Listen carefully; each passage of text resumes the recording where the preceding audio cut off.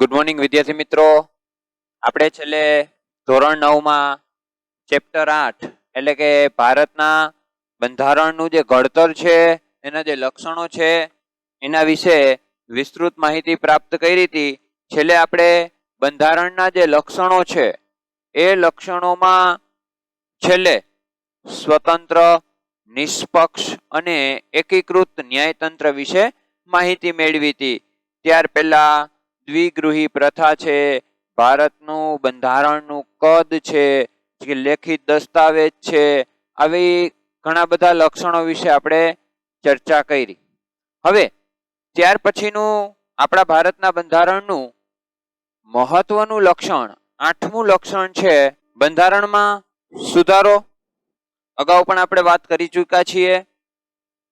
વિસ્તૃતમાં જો વાત કરીએ તો આપણા ભારતનું બંધારણ એ લચીલું કહેવાય છે, અથવા તો એને સુપરિવર્તનશીલ પણ કહેવાય છે. આપણા પાઠ્યપુસ્તકમાં પણ એના વિશે માહિતી આપી છે.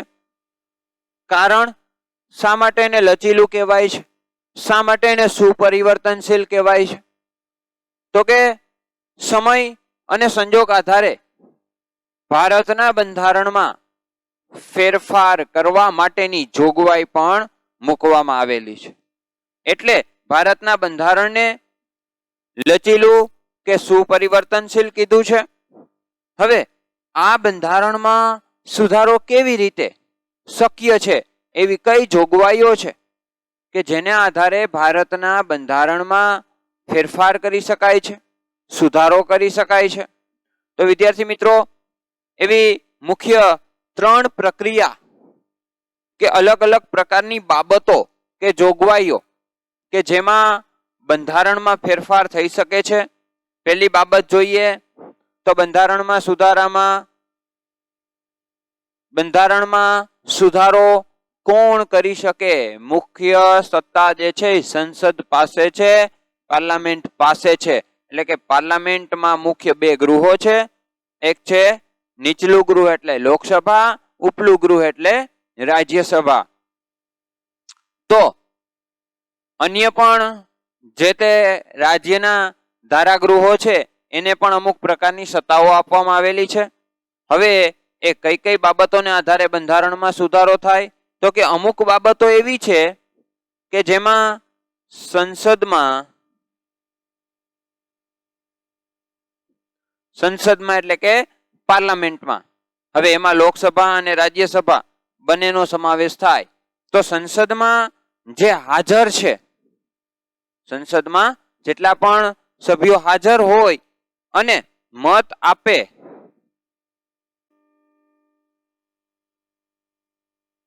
એટલે કે હાજર અને મત આપતા જે સભ્યો છે, અથવા તો એની જે કુલ સંખ્યા છે, ટૂંકમાં કહીએ તો મત આપતા સભ્યો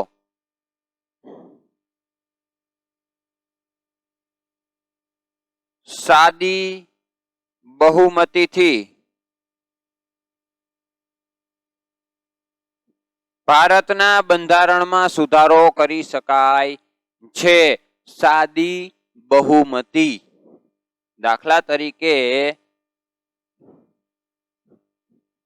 250 મત છે, તો આની સાદી બહુમતી જો પ્રાપ્ત કરવી હોય તો 126 મત પ્રાપ્ત થઈ જાય, એટલે એ સાદી બહુમતીથી પસાર થયું કહેવાય. એટલે જો ભારતના બંધારણમાં અમુક બાબતમાં સુધારા કરવા હોય તો એની સત્તા જે છે એ સંસદ પાસે છે. અમુક એવી બાબતો છે કે માત્ર સંસદમાંથી જ એ ફેરફાર થઈ શકે છે, સંસદ જ એને ફેરફાર કરી શકે છે. તો કે કેવી રીતે? તો કે હાજર અથવા તો મત આપતા જે સભ્યો છે એની સાદી બહુમતી મળી જાય તો અમુક બાબતો જે છે એના બંધારણમાં અમુક બાબતોમાં સુધારો થવાની શક્યતા છે, થઈ શકે છે. તો આ થયું પહેલી બાબત. આ બાબતને કારણે ભારતનું બંધારણ જે છે એ સુપરિવર્તનશીલ કહેવાય છે.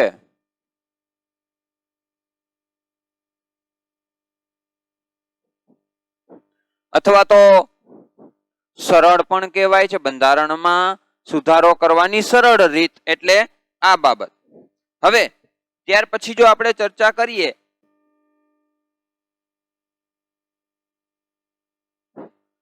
અમુક બાબતો એવી છે કે એમાં જો બંધારણમાં ફેરફાર કરવો હોય તો સંસદના બંને ગૃહો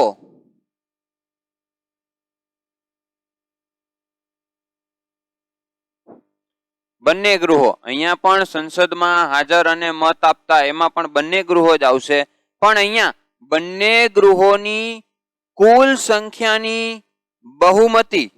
સંખ્યાની બહુમતી અને હાજર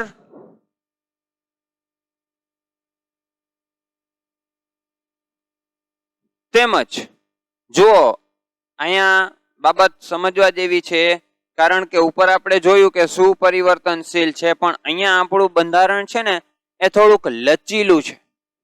લચીલાનો મતલબ આપણે ટૂંકમાં કહીએ તો પેલું સ્ટ્રેચેબલ કાપડ આવે કે જેને ખેંચીએ પછી મૂકી દઈએ તો પાછી સ્થિતિસ્થાપકતા જાહેર કરી દે છે. તો એવી જ રીતે આપણા બંધારણમાં ફેરફાર કરવા માટે થોડીક અઘરી પ્રક્રિયામાંથી પસાર થવું પડે છે, પણ સુધારો શક્ય છે એટલે એને લચીલું કીધું છે. એટલે જ અહીંયા કીધું છે કે સંસદમાં બંને ગૃહો અને જે કુલ સંખ્યા છે એની બહુમતી કે પછી હાજર તેમજ મત આપતા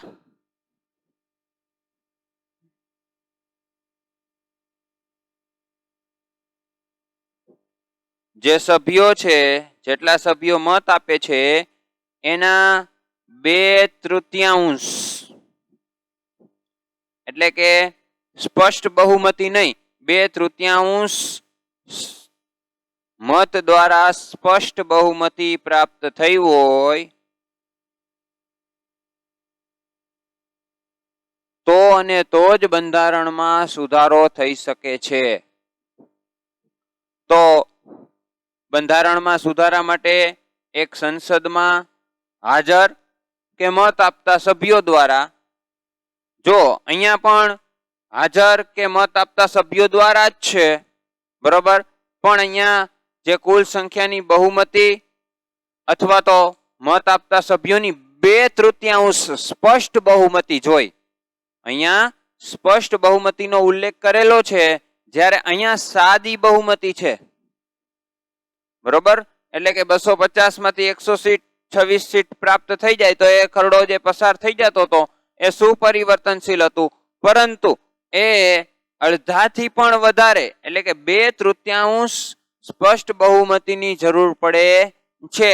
અને એટલે જ ભારતના બંધારણને લચીલું પણ કીધું છે.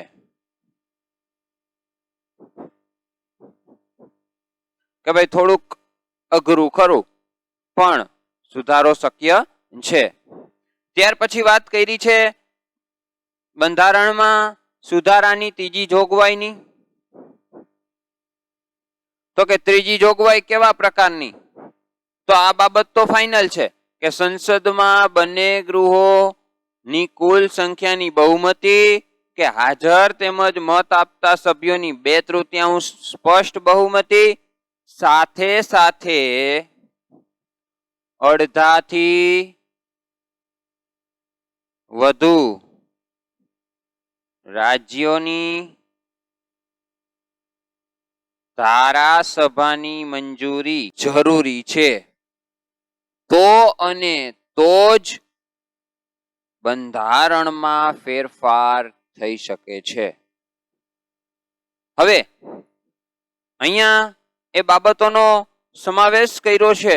દાખલા તરીકે પહેલામાં સુપરિવર્તનશીલ હતું, કારણ કે સ્પષ્ટ સાદી બહુમતીથી પસાર થઈ જતું હતું.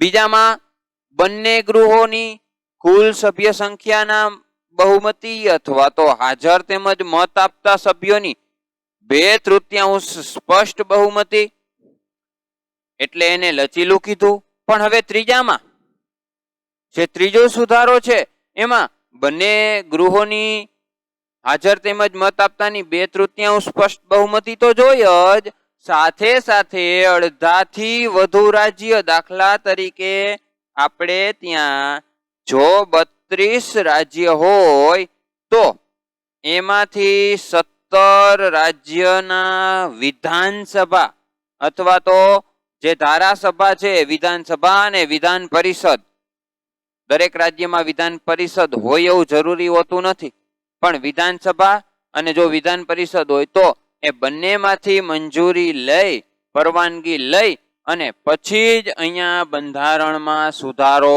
થઈ શકે છે. એટલે બંધારણમાં સુધારો કરવાની આ પ્રોસેસ છે એ ઘણી લાંબી છે. એટલે જ ભારતના બંધારણને દુષ્કર અથવા તો દુપરિવર્તનશીલ પણ કહ્યું છે. ભારતનું બંધારણ સુપરિવર્તનશીલ પણ છે અને એ પરિવર્તન કરવું થોડુંક અઘરું પણ છે, એટલે દુષ્કર કે દુપરિવર્તનશીલ પણ કહેવાય છે. તો આ આપણા ભારતના બંધારણની લાક્ષણિકતામાં બંધારણનો સુધારો એ મહત્વનો બની રહે છે. હવે વિદ્યાર્થી મિત્રો, આપણે વાત કરીએ કે કેવી કેવી બાબતોનો સમાવેશ જે છે. તો દાખલા તરીકે આપણે છેલ્લે વાત કરી કે અડધાથી વધુ રાજ્યની ભાઈ ધારાસભાની મંજૂરી જોઈ, તો એવી કઈ કઈ બાબતો છે? તો કે આપણે રાજ્ય સરકાર છે, કેન્દ્ર સરકાર છે, એમના વચ્ચેના જો આંતર સંબંધો વિશેની કોઈ બાબતો હોય, કે સત્તાની વહેંચણીની બાબતો હોય, કે એમાં કોઈ પણ પ્રકારનો ફેરફાર કે પરિવર્તન લાવવાનું હોય, તો એવી બાબતોની જોગવાઈમાં જો સુધારો કરવો હોય તો એ અડધાથી વધુ રાજ્ય જે છે એની મંજૂરી લેવી પડે. કે પછી હમણાં જ છેલ્લે આપણે જે જીએસટી આવ્યું, તો એ ખરડો પણ પસાર કરવા માટે એ પ્રક્રિયા જે છે એ જટિલ પ્રક્રિયા હતી. એટલે કે ભારતના બંધારણમાં સુધારો થાય પણ જટિલ પ્રક્રિયાને આધારે, એટલે કે સંસદના જે બંને ગૃહો છે એમાં કુલ સભ્યોની સાદી બહુમતી કે હાજર રહેલા કે મત આપતા 2/3 સભ્યોની સ્પષ્ટ બહુમતીને આધારે સુધારો થઈ શકે. અને ત્રીજું, એ બંને ગૃહોમાં 2/3 સ્પષ્ટ બહુમતી તો જોઈએ જ, પણ સાથે સાથે અડધાથી વધુ રાજ્યો જે ઘટક છે એની પણ મંજૂરી લેવી જરૂરી બની જાય છે. એટલે ભારતના બંધારણ વિશે અહીંયા ખૂબ જ વિસ્તૃતમાં આપણા ચેપ્ટરમાં માહિતી આપી છે. હવે એ આપણે આંતર સંબંધ હોય કે પછી ઉચ્ચ ન્યાય તંત્રનું કોઈ માળખું હોય, તો એમાં પણ જો ક્યાંય ફેરફાર કરવો હોય તો એ ભારતના બંધારણમાં જોગવાઈ છે, પણ આ જટિલ પ્રક્રિયામાંથી પસાર થવું પડે. કઈ જટિલ પ્રક્રિયા? તો કે 2/3 સ્પષ્ટ બહુમતીએ લેવાની અને અડધાથી વધુ રાજ્યોની ધારાસભાની મંજૂરી પણ લેવાની. એટલે આમ ભારતના બંધારણમાં ક્યારેક એ સુપરિવર્તનશીલ છે, ક્યારેક લચીલું છે, અને ખેંચીએ તો ખેંચાય, પાછું એ સ્થિતિસ્થાપકતા ધારણ કરે, અને ક્યારેક એ જટિલ પણ કીધું છે, કારણ કે બંધારણમાં સુધારો કરવા માટે બહુ જ અઘરી પ્રક્રિયામાંથી પસાર થવું પડે છે, એ સરળ હોતી નથી. તો આ વાત થઈ વિદ્યાર્થી મિત્રો બંધારણમાં સુધારાની. ત્યાર પછી આપણા પાઠ્યપુસ્તકમાં બીજું લક્ષણ આપ્યું છે, લક્ષણ નંબર 9, એટલે કે સાર્વત્રિક પુખ્ત વય મતાધિકાર. જોઈએ એના વિશે. વિદ્યાર્થી મિત્રો, સાર્વત્રિક પુખ્ત વય મતાધિકાર શું છે? સાર્વત્રિક પુખ્ત વય મતાધિકાર. હવે સાર્વત્રિકનો અર્થ થાય છે સર્વત્ર. પુખ્ત વય એટલે 18 વર્ષથી ઉપરની, 18 વર્ષ કે એથી વધુ ઉંમરના વ્યક્તિને આપણે પુખ્ત વયના કહીએ છીએ. તો એવા લોકોને મત આપવાનો અધિકાર આપણે ત્યાં બંધારણમાં છે. જોકે એ સમયે આપણે ત્યાં શિક્ષણનું ઓછું પ્રમાણ, આંતરમાળખાકીય સુવિધાઓનું ઓછું પ્રમાણ, છતાં પણ બંધારણ સભાની આજે એક પહેલ હતી, એક સાહસ હતું, એ ખરેખર એક રીતે જોઈએ તો પ્રશંસાને લાયક છે. કારણ કે એ સમયે ભારતની જે સ્થિતિ છે એ આધારે આવો નિર્ણય લેવો, એ સમયે ઘણા બધા તજજ્ઞો લોકો એ પોતાના વિચારો પણ સ્પષ્ટ કર્યા હતા કે કે ભાઈ 18 વર્ષની ઉંમરે તો આ મત આપવાનો જે અધિકાર છે એ ખોટો પણ સાબિત થઈ શકે, પણ વર્તમાન પરિસ્થિતિને જોતા એવું લાગતું નથી. અને આપણે ત્યાં જે મત આપવાનો અધિકાર છે એમાં લોકોમાં જે ઉમળકો છે, સતત મતદાનમાં થતો વધારો છે, એ ચોક્કસ સૂચવે છે એ બંધારણ સભાની દીર્ઘદ્રષ્ટિ. હવે વિદ્યાર્થી મિત્રો, જો આપણે વાત કરીએ તો આપણા ભારતમાં 18 વર્ષની ઉંમરે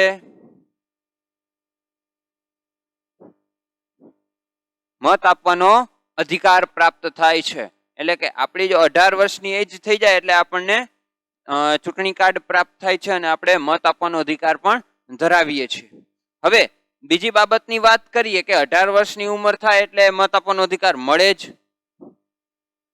તો અમુક બાબતો જો અપવાદને દૂર કરીએ તો, એટલે કે જે તે વ્યક્તિ છે, અગાઉ પણ આપણે વાત કરી હતી, અસ્થિર મગજ ન હોવો જોઈએ, નાદાર ગુનેગાર ન હોવા જોઈએ, બરોબર. તો અમુક બાબતો જે છે એ ને ધ્યાનમાં લીધી છે તો એ મત નથી આપી શકતા. 18 વર્ષની ઉંમર હોય અને જો વ્યક્તિ ગુનેગાર હોય તો સહજ રીતે મત આપવાનો હક ધરાવતા નથી. અસ્થિર મગજના હોય તો એ પણ મત આપી શકતા નથી. ટૂંકમાં કહીએ મેન્ટલ, કે ભાઈ હવે પોતાની જાતને સંભાળી શકે એમ નથી, તો દેશના વહીવટ ચલાવવા માટે જે પ્રતિનિધિની નિમણૂક કરવાની છે એમાં એમનો મત કઈ મહત્વનો રહેતો નથી. તો એક 18 વર્ષની ઉંમર પ્રાપ્ત થાય એટલે સહજ રીતે મત આપવાનો અધિકાર ધરાવે છે. હવે સાર્વત્રિક શા માટે કીધું છે? તો કે આપણે ત્યાં કોઈ પણ પ્રકારના ધર્મ, જાતિ, કોમ, સમજાય છે કે આપણે ત્યાં કોઈ પણ પ્રકારની ધર્મ હોય, જાતિ હોય, કોમ હોય, કે પછી શિક્ષણ હોય, લિંગ હોય, સ્ત્રીલિંગ પુલ્લિંગ, આવક હોય કે મિલકત હોય કે જન્મ સ્થળ હોય, કોઈ પણ પ્રકારનો આપણે ત્યાં ભેદભાવ જોવા મળતો નથી. એટલે કે આવક વગેરેમાં આપણે ત્યાં ભેદભાવ મુક્ત મત આપવાનો અધિકાર ધરાવીએ છીએ. કે ભાઈ કોકની 5 લાખ રૂપિયા મંથની ઇન્કમ છે અને કોકની માત્ર 5,000 કે 10,000 જ છે, તો આપણે ત્યાં મત આપવાનો અધિકારમાં કોઈ પણ પ્રકારનો ભેદભાવ જોવા મળતો નથી. 18 વર્ષની ઉંમર થાય અને યોગ્ય લાયકાત હોય એટલે જે તે વ્યક્તિ જે છે મત આપવાનો અધિકાર ધરાવે છે અને બધાને સમાન હક આપવામાં આવ્યો છે. હવે એ સમાન કેવી રીતે?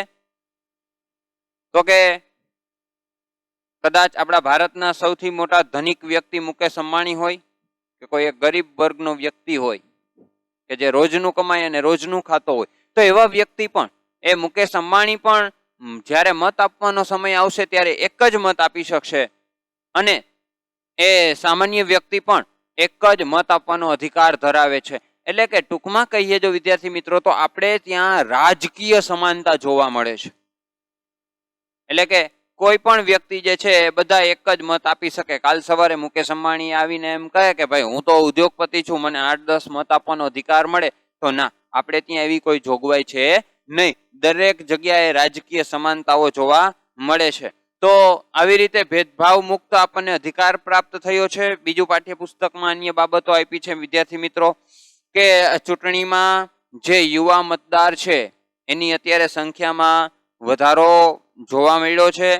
સાથે સાથે સજાગતા જોવા મળી છે, થોડીક જાગૃતતા જોવા મળી છે અને અમુક પ્રકારનો ઉમળકો જોવા મળે છે. મતદાન સતત વધતું જાય છે. તો ચોક્કસ ને ચોક્કસ ક્યાંક ને ક્યાંક અલગ અલગ પ્રકારના મતદાન જાગૃતિના જે અમુક અભિયાનો ચલાવવામાં આવે છે. તો આ બધી બાબતો શું સૂચવે છે? તો કે લોકશાહીની પરિપક્વતા સૂચવે છે. અથવા તો એમ પણ કહી શકીએ કે આપણે ત્યાં ભારતમાં લોકશાહી જે છે એ પોતાની સફળતા દર્શાવે છે. તો આવી બાબતો પણ આપણા પાઠ્યપુસ્તકમાં માહિતી આપી છે. ત્યાર પછી જો વાત કરીએ અન્ય એક લાક્ષણિકતાની ભારતના બંધારણનું 10મું મહત્વનું લક્ષણ જોઈએ તો એ છે ધર્મનિરપેક્ષતા, અથવા તો ધર્મની જગ્યાએ પંથ શબ્દ પણ વપરાય છે કે પછી બિન સાંપ્રદાયિકતા, જેના વિશે આપણે અગાઉ પણ માહિતી મેળવી ચૂક્યા છીએ આમુખના આધાર સ્તંભોમાં. એ આ જે બાબતો હતી એનો જ અહીંયા ટૂંકમાં ઉલ્લેખ કર્યો છે. એટલે કે ધર્મનિરપેક્ષતા એ શું છે તો કે સર્વ ધર્મ તરફ સમાનતા અથવા તો સમાન દ્રષ્ટિ, સમાન પ્રકારનો આદરભાવ, કે પછી રાજ્ય દ્વારા પણ કોઈ પણ ધર્મના વ્યક્તિને, એટલે કે કોઈ એક જ ધર્મને ઉત્તેજન કે ટેકો આપવો એવું હોતું નથી. ટૂંકમાં કહીએ તો રાજ્યને કોઈ પણ પ્રકારનો ધર્મ જોતો નથી. બધા જ ધર્મ સમાન ગણવામાં આવે છે. બધા જ સર્વ ધર્મ સમભાવ, સર્વ ધર્મ સમ દ્રષ્ટિ. એટલે કે અગાઉ પણ એ બાબતો જોઈ ગયા છીએ, પાઠ્યપુસ્તકમાં પણ એ ટૂંકમાં બાબત અહીંયા પણ આપી છે. ત્યાં પણ આપણે આમુખના આધાર સ્તંભોમાં વિસ્તૃત રૂપે જોયું હતું. 1976 42માં બંધારણીય સુધારામાં, જેને આપણે નાનું બંધારણ પણ કહીએ છીએ, તો એમાં આ બાબતનો સમાવેશ થઈ ચૂક્યો છે. બીજી એક બાબત છે વિદ્યાર્થી મિત્રો કે ભારતના બંધારણમાં જે બિન સાંપ્રદાયિકતા શબ્દ આપ્યો છે એ દરેક ધર્મને સમાન. હવે એ દરેક ધર્મ ના લોકો જે છે કે ભારતનો કોઈ પણ નાગરિક હોય એ પોતાનો ધર્મ, પોતાની ઈચ્છા મુજબનો ધર્મ જે છે એ પાળી શકે છે, એનો પ્રચાર કરી શકે છે. એટલે કે રેલી સરઘસો દ્વારા એનો પ્રચાર કરી શકે છે, અથવા તો એને પ્રસાર પણ કરી શકે છે. એટલે કે રેડિયો, ટેલિવિઝન જેવી બાબતોમાં એ પોતાના ધર્મના જે વિચારો છે એ લોકો સમક્ષ રજૂ કરી શકે છે, જાગૃતતા લાવવા માટે પ્રયત્ન કરી શકે છે. તો આવી બાબતો જે છે એ આપણા બંધારણમાં બિન સાંપ્રદાયિકતા તરીકે ઓળખાય છે.